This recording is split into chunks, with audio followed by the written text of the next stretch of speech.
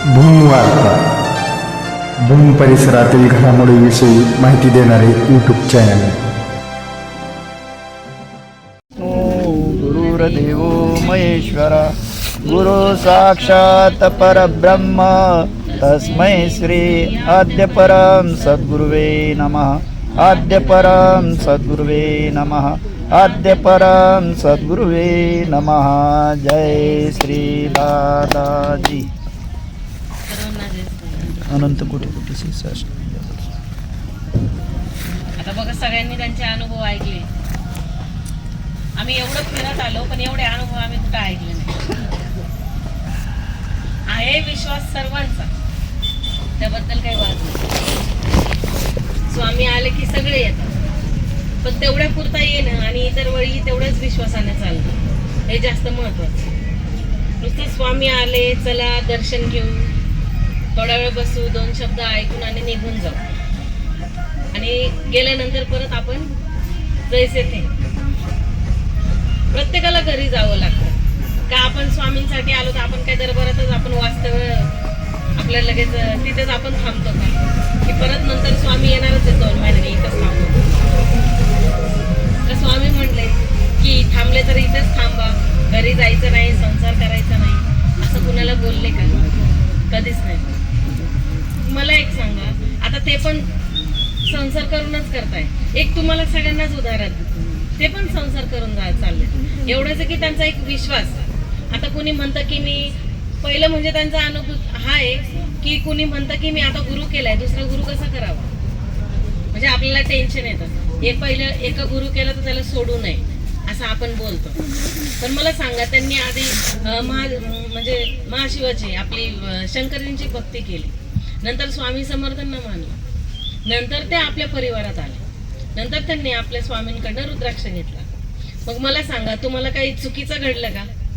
नाही. त्यांना उलट अनुभूती एक्स्ट्रा जास्त येत गेली, म्हणजे त्यांची प्रगती होत गेली का? अधोगती झाली.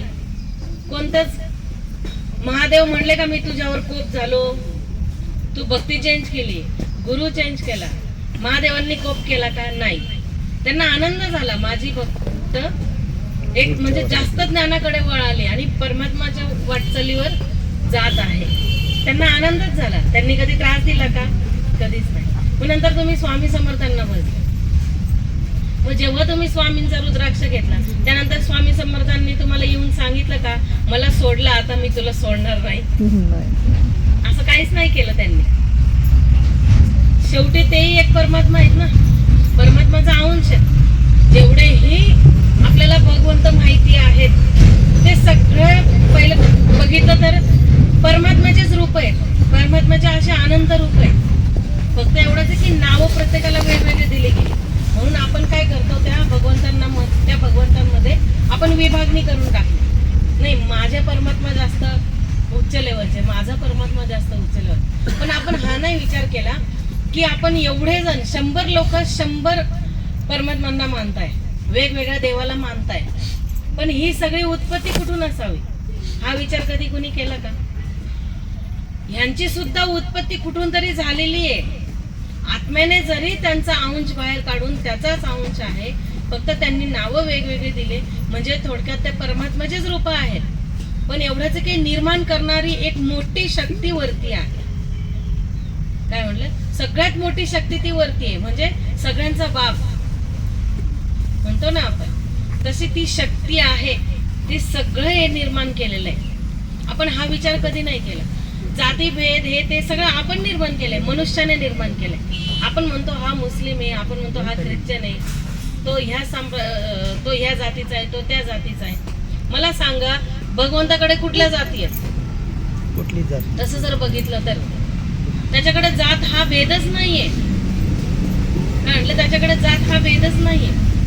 आपण तरी पण म्हणतो की नर आणि नारी हे 2 जाती बोलल्या जातात फक्त.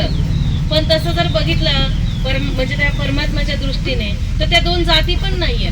मला सांगा, लेडीज मध्ये आणि जेंट्स मध्ये जोही आत्माराम वसलेला आहे तो वेगवेगळा आहे का? आत्माराम म्हणजे आपला जो आत्मा आहे तो कोणी बघितलाय का आजपर्यंत? खूप मोठा आहे का छोटा आहे का एकदम सूक्ष्म आहे? कोणी सांगता येईल का कुणाला? आपल्याला सांगता येईल ना. स्टार जसा असतो ना तेवढंच त्याचं हे. तर स्टार आहे ना वरती आपण जे चांदण्या म्हणतो, तेवढाच एक स्टार आहे. पण तो प्रत्येकामध्ये सारखाच आहे, वेगवेगळा नाही. मग मला सांगा, नर आणि नारी तरी कुठून आले? आता जो परमात्मा आहे तो नर असेल का नारी असेल? प्रत्येक जण विचार करत असेल. ते कशातच नाही मोडत. ती एक बलाढ्य शक्ती आहे. तिला ना आकार आहे, उकार आहे, काहीच नाहीये ना. ते शरीर रूपामध्ये आहे, असं कुठलंच त्यांच्यामध्ये हे नाहीये. मग तुम्ही त्या शक्तीला नाव काय द्याल? नारी की नर? काय देऊ शकतो सांगा?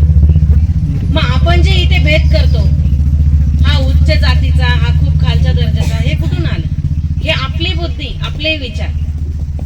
तर परमात्म्याने नाही निर्माण केलं. परमात्म्याला जो नालीमध्ये जो किडा असतो ना, तोही त्याच्यासाठी आपण जसे आहोत तसेच तो किडा सुद्धा आहे. समानता आहे त्याच्यात. पण आत्मा आहे ना, तो असाच काय चालतो फिरतो, त्याच्यात सुद्धा आत्मा आहे की नाही? एक जीव आहे ना, जसा आपल्यामध्ये आहे. मान्य आहे का? आपल्यामध्ये पण आत्माराम आहे, म्हणून आपण चालतो फिरतो, बोलतो, खातो, पितो, उठतो, बसतो. जर तो आत्माराम गेला तर काय होतं? काय होतं? मृत्यू पावतो ना, का तरी पण चालतच राहतो? मग आत्माराम जर आपल्यामध्ये टाकलाय, जो आलाय, मग मला सांगा, आज हे शरीर जे दिलंय ते कशासाठी दिलंय? आत्म्याच्या प्रगतीसाठी की शरीराच्या प्रगतीसाठी? परमात्म्याने जे आपल्याला पाठवलंय या पृथ्वी तलावर, कशासाठी पाठवलंय? आत्म्याच्या प्रगतीसाठी का आपल्या शरीराच्या प्रगतीसाठी? आत्म्याची प्रगती पण कशी कराल? दिव्यद्वाने तर करू शकत नाही. मेल्यावर करू शकतो का आत्म्याची प्रगती? जोपर्यंत शरीर चालतंय, बोलतंय, तो आत्माराम या शरीरात आहे, तोपर्यंत आपण आत्म्याची प्रगती करू शकतो. मग मला सांगा, जोपर्यंत शरीर आहे, आपण बोलतो जोपर्यंत आहे तोपर्यंत मी माझ्या मुलाचं सगळं करतो. पण स्वतःचा कोण विचार करतो? मी म्हणजे कोण? शरीर का? नाही, मी म्हणजे आत्माराम. मी म्हणजे आत्माराम. कारण शरीर हे 3 चिमट्या राख होती, याची जन्म पण आहे आणि मृत्यू पण आहे. मला सांगा, आत्म्याला मृत्यू आहे का? नाही. कोणी त्याला बघितलंय का? पण तरी अमर आहे, अदृश्य आहे पण अमर आहे. शरीर अमर नाही. मग मला एक सांगा, आपलं जे शरीर आहे त्या शरीरासाठी आपण रात्रंदिवस कष्ट करतो, काम करतो, दुःख भोगतो, सगळ्या खटपट सगळे करतो. मला क्षणिक तरी आनंद मिळावा म्हणून सगळे खटपट करतात की नाही? सगळे कामाला जातो, 2 पैसा कमवतो. 2 पैसा जर नाही कमवलं तर मी खाणार काय आणि जगणार कसं? 2 घास तर लागतातच. नाही खाल्ले तर मग मी किती दिवस जगणार? जास्तीत जास्त 10 दिवस, 11 दिवस. ह्याच्या पलीकडे मी जगू शकत नाही. मला ते 2 घास लागणारच आहे. त्याच्यासाठी आपण छोट्याशा पोटासाठी आपण रात्रंदिवस काम करतो. त्याच्यासाठी सतत आपल्या डोक्यात विचार असतात, मी कसा पैसा कमवा, माझी परिस्थिती कशी सुधारावी. आपण हा सगळा काही विचार करतो. पण हे जे प्रपंच चालवण्यासाठी आपलं डोकं पण तिथे लागतं, हातपायाची हालचाल लागते. मग ते अंग किती दुखू दे, काही होऊ देत, पण आपण ते कष्ट थांबवतो का? शेतात जाणं इथं थांबवलं का तुम्ही? का नाही थांबवलं? गेलोच नाही तर खाणार काय? हातपाय दुखू दे, आजारी पडू दे, तरी मला जाणं भागच आहे. मग भक्ती सुद्धा आपल्याला काय शेतात जाऊन करायची का? उन्हात राबायचं आहे का? मंदिरात 24 तास बसायचं आहे का? मग काय करायचंय? करायचं काय सांगा? मंदिरात आपण असं पण दिवसात नाही एकदा जातो, मला शांती लागते म्हणून. मग जसं आपलं दरबार आहे तिथे एकदा तरी आलं पाहिजे, त्यांच्या चरणावर डोकं टेकलं पाहिजे. बरोबर आहे की नाही? त्याच्या चरणावर डोकं टेकलं पाहिजे. आपण जे नाम बसतो ते बोलत नाही की इथं राहून नाम बस. तुम्ही या 5-10 मिनिटं बसा, तुम्हाला त्या परमात्मा समोर शांती मिळते.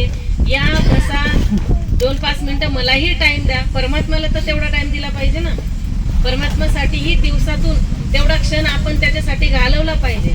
आपण इतर वेळी तर शरीरासाठी झटतोच, पण आत्म्यासाठी काय हे जास्त महत्वाचं आहे. दरबारात या, 5 प्रदक्षिणा मारा, दर्शन घ्या, घरी जा. पण मात्र त्यांनी हे सांगितलं का की तू कष्ट कर, होणार नाही तरीही कष्ट कर, तरच मी तुझी भक्ती स्वीकार करेल, असं काही बोलले का परमात्मा? नाही. कष्ट कशाला द्यायचे? फक्त मनाला द्यायचे. आणि तेही काय कष्ट द्यायचे? नाम, फक्त नाम. मग मला सांगा, मनाने नाम भजल्यावर कोणाचे हातपाय दुखले का? कोणी आजारी पडलं का? शरीर जर नाही चाललं तर पैसा मिळणार नाही. पण मन तुमचं 24 तास भटकत राहतं. कारण मन आपलं 24 तास भटकत राहतं. त्या मनाला फक्त काम काय लावायचंय? परमात्माचं नाम. दुसरं काय करायचंय? आणि काय करायचंय? शरीराला कधी त्रास होणार आहे? फक्त ध्यानाला बसल्यावर. तेही काय? फक्त पाय दुखतात. बरोबर आहे की नाही? मग स्वामींनी तोही पर्याय दिलाय आपल्याला. तुम्ही लांब पाय करून बसा. तुमच्या झोपण्याच्या जागेवर तुम्ही ह्या पोझिशनला बसा. लांब पाय करा, कशीही ठेवा, पण फक्त ध्यान करा. मग तुम्ही म्हणाल की कसंही केल्यावर आम्हाला झोप लागेल. तुम्हाला पूर्ण झोपायचंच नाहीये ना, तुम्हाला ह्या पोझिशनला बसायचं. लोड वगैरे लावा, सगळं लावा, पाय लांब करा. आणि ध्यान करायला काय आपल्याला हातपाय हलवायचे आहेत का? डोळे मिटायचे, त्यांना त्यांची समोर प्रतिमा बघायची आहे, त्यांना आपल्या हृदयात ठेवायचे आणि नाम भजत राहायचंय. काय अवघड आहे मला सांगा? मग संसार जास्त अवघड आहे का अध्यात्म अवघड आहे? कुठली गोष्ट अवघड वाटली? हे जे काय तुम्हाला मी एकदम शॉर्टकट मध्ये ज्या 2 गोष्टी सांगितल्या त्यात अवघड काय आहे? संसार अवघड पण आहे, त्यात दुःख पण आहे, आनंद क्षणिक आहे, फक्त शांती सुद्धा नाहीये, समाधान नाहीये साधं. तर आनंदाचा खूप लांब पर्यंत संबंधच येत नाही. आणि जो आनंद एखाद्या वेळेस मिळतो तो तर आपण शेवटच्या श्वासापर्यंत तो आनंद फक्त त्याच्यावर जगू शकतो का? तो आनंद घेऊनच मी जीवन काढेल अशी एक तरी व्यक्ती. क्षणात दुःख तर क्षणात आनंदही, पण मन कधीच समाधानी आपलं होत नाही. ह्या जर गोष्टी आपल्या संसारातच नाहीयेत म्हणून काय ते सोडून द्यायचं असं नाहीये, तुम्ही त्यात चालत राहा. पण ह्या सगळ्या गोष्टी आपल्याला परमात्माच्या भक्तीत मिळणार. तो आनंद न मिटणारा असतो, ते समाधान न मिटणारं असतं, ती शांती न संपणारी असते. काही ह्या 3 गोष्टींनी खूप त्रास झालाय आपल्याला. झालाय कोणाला? मला आनंद मिळाला म्हणून त्रास झाला, मला आनंदच नकोय. सांगा, कोणाला दुःख राहण्याची म्हणजे तेवढी क्षमता आहे? आपण परमात्माच्या चरणाशी जेव्हा नतमस्तक होतो त्या ठिकाणी आपण परमात्माला फक्त आणि फक्त आनंद मागतो. माझं एवढं काम होऊ दे, हे होऊ दे, ते होऊ दे. आपण हे प्रत्येक गोष्ट मागतो, पण आपण हा विचार नाही करत. आपण त्याच्याकडे सगळ्या अपेक्षा ठेवतो, पण त्या परमात्म्याचेही मनुष्याकडून काहीतरी अपेक्षा असेल हा कोणी विचार केला का? कुठल्याही मंदिरात जा, आपण एकदा थोडस साखर घेऊन जाऊ, पेढा घेऊन जाऊ, पण कुठं तरी एक मनामध्ये कुठली तरी एक छोटी अपेक्षा असते, म्हणून तो ठेवतो आणि हात जोडून त्याच्याकडे आपण मागणी करतो. मग मला सांगा, काही न करता तो परमात्मा आपल्याला कसं देणार? आपण त्याला कधीतरी आठवण करतो, तो परमात्मा धावून येईल का? साधं आपल्या आसपासची लोक केव्हा तरी आवाज दिल्यावर आपल्यासाठी धावून येत नाही, मग तो परमात्मा कसा येणार? म्हणजे हे सांगण्याचा भावार्थ काय? आता आपण बघा, स्वामी येत राहतात, आपले सत्संग प्रवचन हे सगळं होत राहतं, आपण ठीक आहे करण्याचा प्रयत्न करतो, पण आपण काय करतो? भौतिक आणि अध्यात्म याचे 2 मार्ग ठेवले पाहिजे.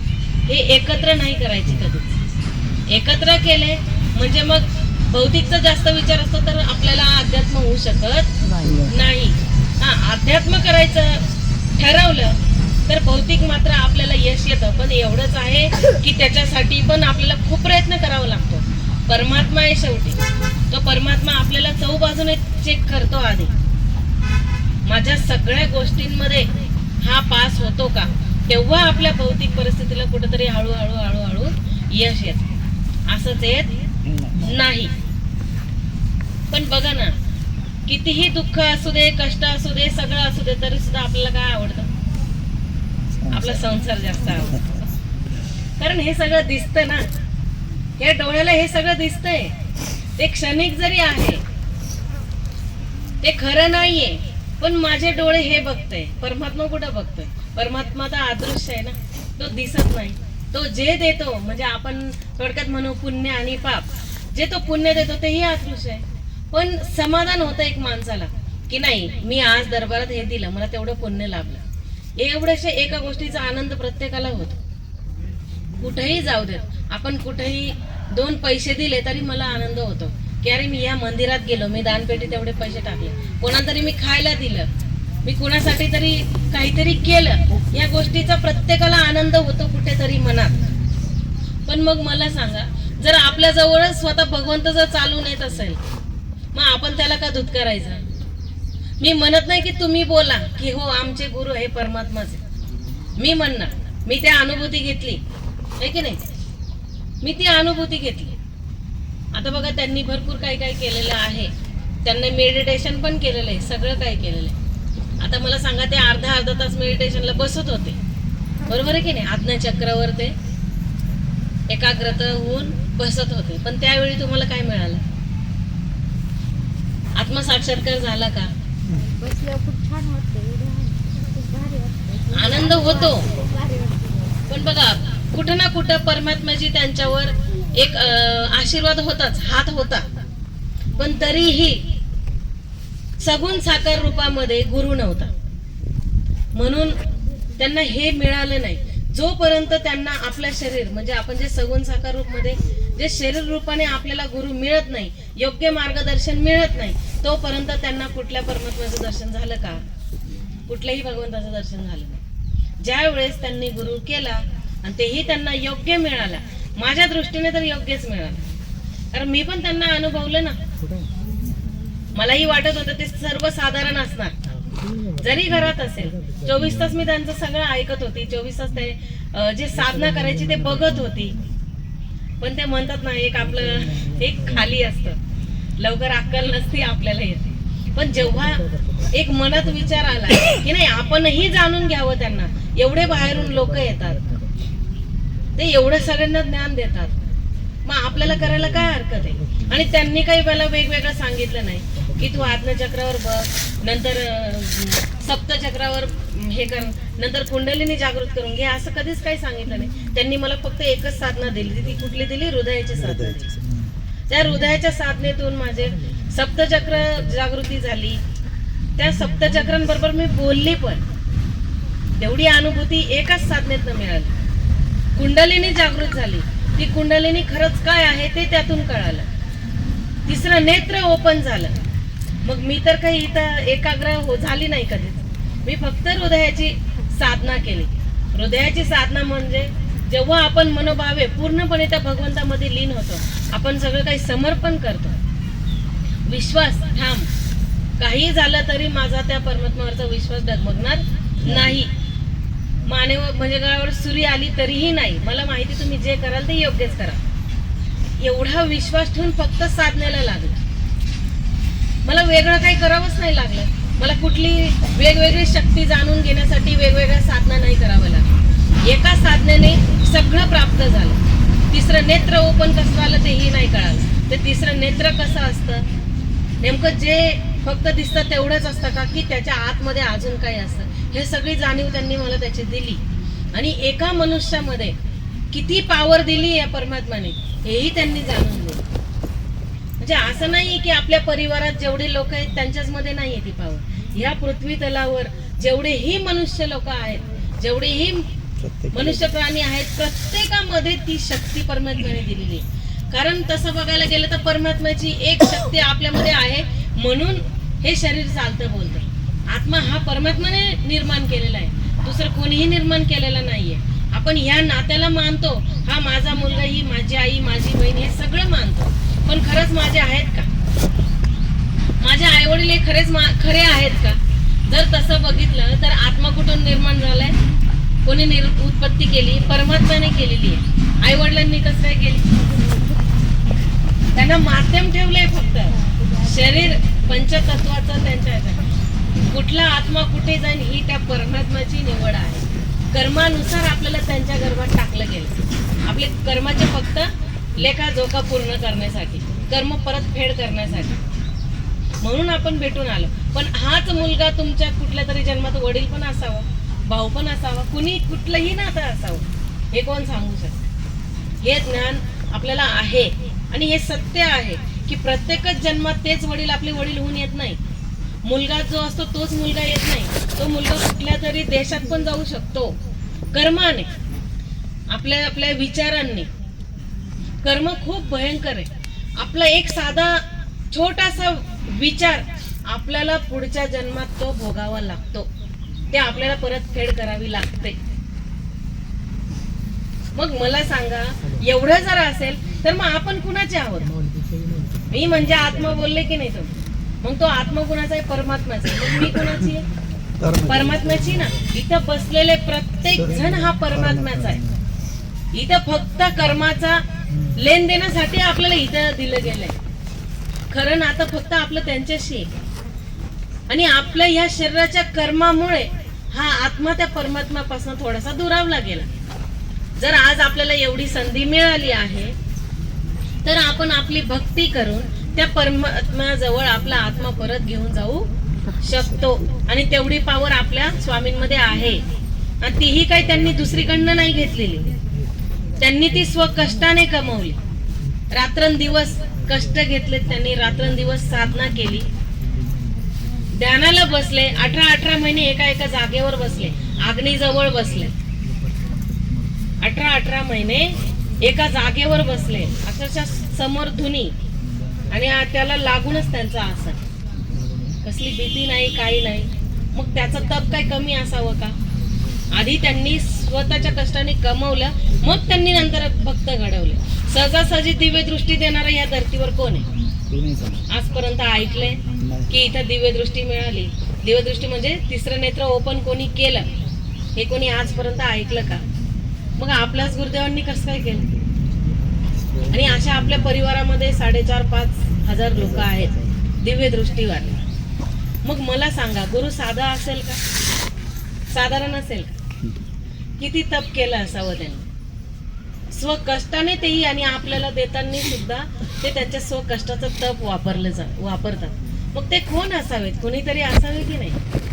सहज विचार. सामान्य माणसामध्ये एवढी ताकद आहे का? आहे, पण ती कधी योग्य गुरु मिळाल्यावर, जाणकार गुरु मिळाल्यावर, योग्य मार्गदर्शन दिलं, त्या मार्गाने आपण गेलो तर आपल्यातली ताकद आपण जाणू शकतो. कुंडलिनी जी आहे ती आपली मेन पॉवर आहे. ती कुंडलिनी जर जागृत झाली तर त्याच्यात एवढी बलाढ्य शक्ती आहे, ती माणसाला वाईटही करू शकते आणि चांगलंही करू शकते. काय म्हणलं? ती माणसाला चांगलंही करू शकते आणि वाईटही करू शकते. जे सप्तचक्र आहेत त्यांची वेगवेगळी कामं आहेत, एकच काम नाहीये. प्रत्येक गोष्टीचं वेगवेगळं कार्य आहे, पण जी ती पॉवर आहे ती एकच आहे आपल्यामध्ये सुद्धा. त्या पॉवरने हे सगळं चालतं. परमात्म्याने आपल्यामध्ये असं समजा की त्याच्यासारखीच एक पॉवर दिलेली आहे, पण ती फक्त जागृत करणं या शरीराच्या हातात दिलेली. ती कधी जागृत होणार? आपण आत्मिक भाव ठेवल्यावर, शरीर भाव ठेवल्यावर नाही. आत्मिक भाव ठेवलं म्हणजेच आपण परमात्म्याच्या त्या रस्त्यावर चालायला सुरुवात करतो. शरीर भाव ठेवणं म्हणजे फक्त आणि फक्त भौतिक जीवन जग.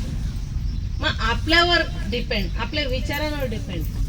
सगळ्यात जास्त मन कुठे वळतं हे बघितलं जातं, कारण हा सगळा कारभार मनावर चालतो.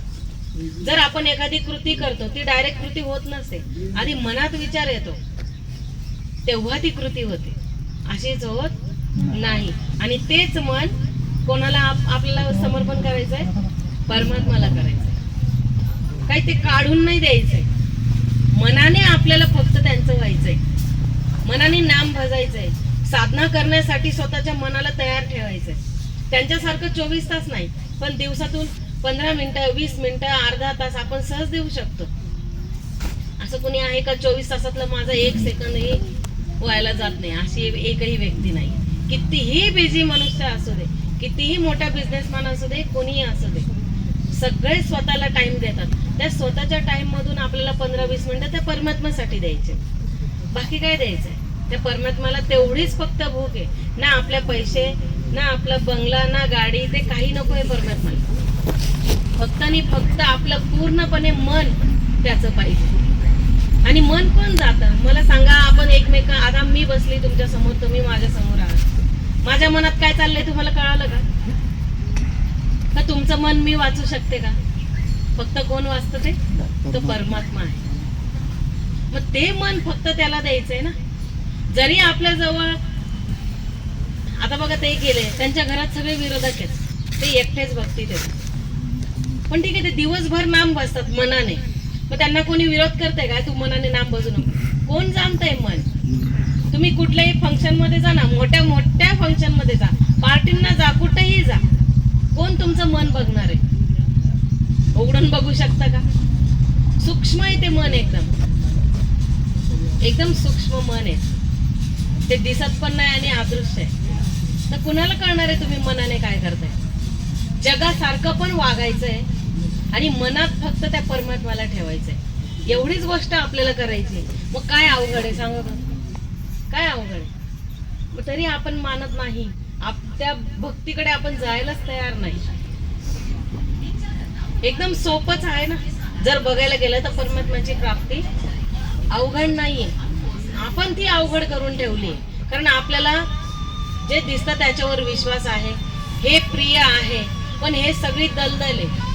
आणि ह्याच दलदलीत आपण फसायचा प्रयत्न करतो. जास्त दलदलीच्या वर येण्यासाठी हा जो मनुष्य देह आहे आपल्या अवतीभोवती, तेही म्हणणार नाही की तू दलदलीत फसतोय आणि मी हात देतो तू वरती आहे. फक्त एक परमात्माच आहे की त्या दलदलीतनं आपल्याला काढू शकतो. मग पण आपल्याला काय मान्य आहे? मला दलदलीतच जायचंय, मला वरती यायचं नाही. प्रत्येकाला मान्य. बघा, प्रत्येक जण कुठला तरी ग्रंथ वाचत असेल, पारायण लांबून का होईना ते ऐकत असणार आहे. पारायण काय मनातल्या मनात केलं जात नाही. सगळे कोणाचे ज्ञानेश्वर माऊलींची जो ग्रंथ आहे, जे पण आहे ते सगळ्यांनी कुठेतरी ऐकलेले आहे. त्यातले 2 शब्द आपण प्रत्येकाने आपल्या कानावर पाडलेलेच आहेत, म्हणजे आपल्या कानावर पडलेलेच आहेत. त्यात पण दिले नरसे नारायण होऊ शकतं. जे हे आतापर्यंत भगवंत होऊन गेलेत ते काय असेच झाले का? त्यांनी सुद्धा कष्टच घेतलेत, म्हणून त्यांना आज ती त्यांच्या कष्टाप्रमाणे ती पोझिशन मिळाली.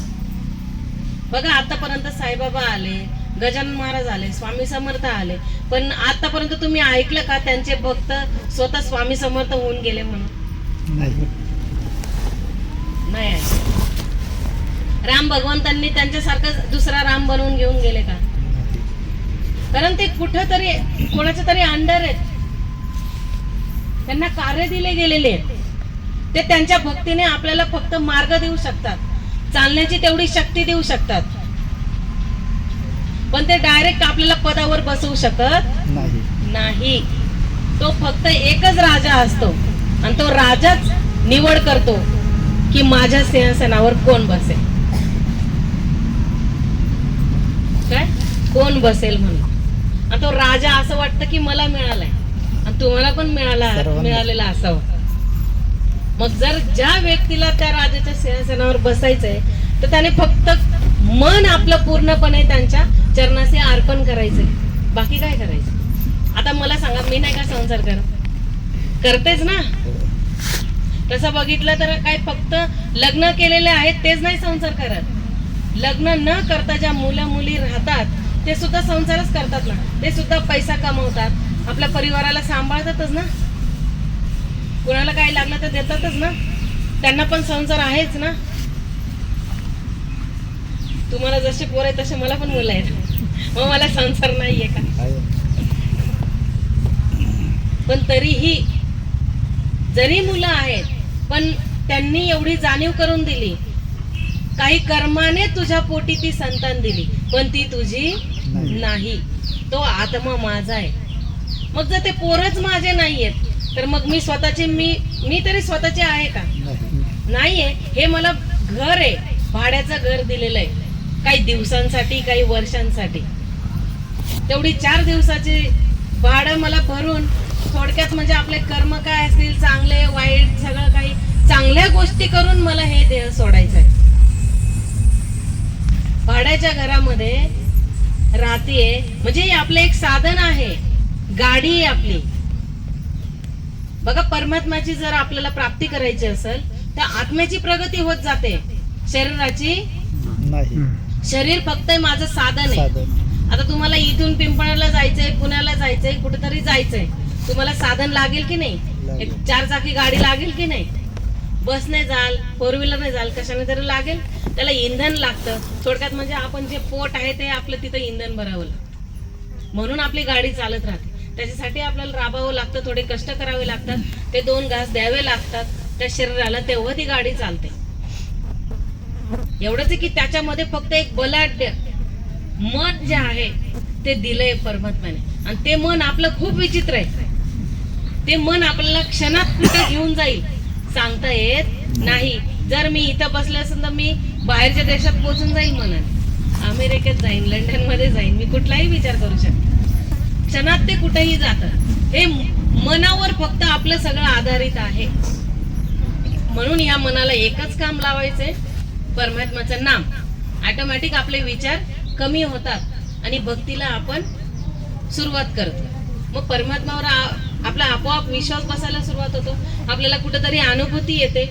आणि जो गुरु केलाय, आपण कुणाच्या सांगण्यावर जर केला असेल तर गुरु खरोखर माझा जाणकार आहे का, एवढं तरी जाणून घेण्याची ताकद आपल्यामध्ये यावी, आणि ती आपण आणू शकतो.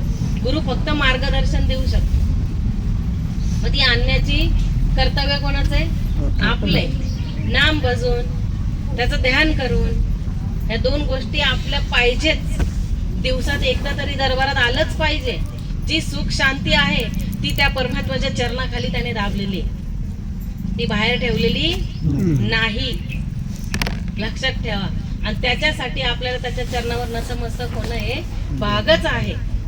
म्हणून प्रत्येकाने दरबारात एकदा तरी यावं, दर्शन घ्यावं, 5 प्रदक्षिणा माराव्या आणि परत आपल्या आपल्या कार्यात सुरू करावं. पण मनाने मात्र नाम बंद करू नये.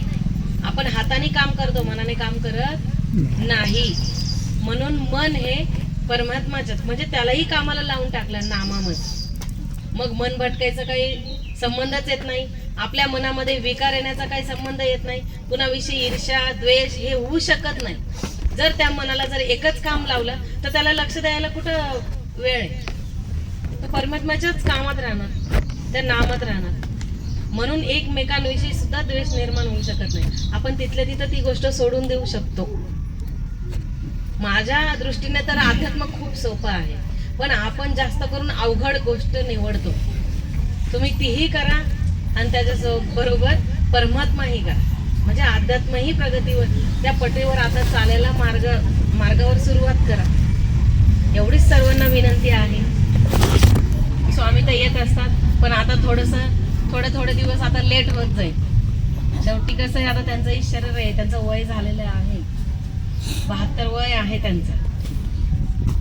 आता ते साधनेला बसलेत 10-15 दिवसासाठी, कारण त्यांचं आता स्वास्थ्य थोडंसं हे होतं. त्यांचे चेकिंग वगैरे झाले थोड्या.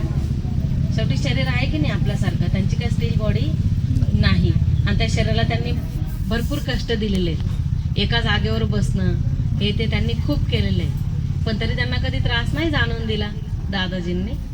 पण शेवटी शरीर आहे, वय होत चाललंय. त्यांच्या चेहऱ्यावरून वय दिसून येत नाही. ते कशामुळे? साधनेमुळे वय दिसत नाही. साधना ज्याची एकदम कट्टर असते ना, त्याच्या शरीरावर लवकर सुरकुत्या नाही, टाईटिंग असते, म्हणून असं वाटतं की म्हातारपण नाहीये. पण त्यांचं आता 72 पूर्ण झालंय, 72 हे चालू आहे.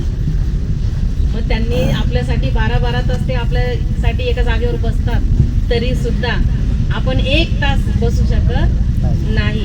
म्हणजे त्यांची पावर बघा किती आहे. आणि आता परत ते 24 तास एका जागेवर बसले, 14 दिवसासाठी साधनेला बसले. का? कारण डॉक्टरांनी काही नियम दिले.